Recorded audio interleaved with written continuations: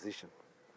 I have been pondering and thinking over it, and I have decided to call a meeting tomorrow of my supporters and my advisors so that we decide the next course of action. For the party, we know there must be a protest letter for them to listen to your grievances. Are you planning to do one? After the Friday mess up, I did a protest letter to the Jubilee headquarters, giving details of the charges and the omissions that we had identified during the Friday exercise. And we said, one, if there was going to be a repeat exercise on Monday, number one, the presiding officers and the clerks who are recruited by two parties must be changed. We are demanding that we get a new team from a neighboring county to come and preside over the elections in Kirinyaga. This never happened. We had said that we require adequate security to ensure that the ballot papers, the boxes, were well protected. These two areas were never addressed. The same group of presiding officers and clerks that did the Friday exercise were the same ones which were being used in yesterday's repeat exercise. The security coverage was also not adequate, because had it been adequate, the banning of ballot papers at the Kenya polling station, where I ought to have voted, would not have happened. There were riots, serious riots in Gurubani.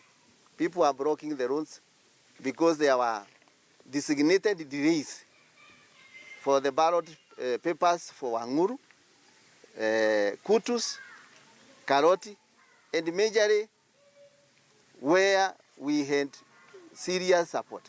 And those were the stations that had the highest number of registered voters in this country.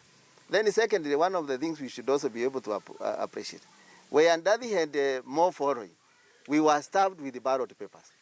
Take, for example, Kirinyaga in Kirinyaga, with a registered population of 1,700 people. We only got 300 ballot papers. In Ilaimo, with about 900 registered voters plus, we had just about 400 ballot papers. In other places, Kirinyaga Central, for example, they had excess ballot papers in all their polling stations. So why would we have less ballot papers in some of our very strong areas, and they have other places with excess in it? Why would is it what Nani used to call selected amnesia? Why would the ballot papers for Wanguru, for Karoti, for Kutus, with the heaviest number of voters, be forgotten? And why was voting allowed to take place at night against what the Secretary General had advised? So these are questions. And the voting actually happened up to late hours of the early morning hours of today. People are voting at night. There was no proper writing in those areas. And that is where multiple voting. There are people in Kirinyaga who voted more than 10 times, if you are not aware. I have evidence, and I have people who voted 70 times. They were confessing to me last evening. Because the marking ink, like I'm telling you, you could cleanse it with the jig.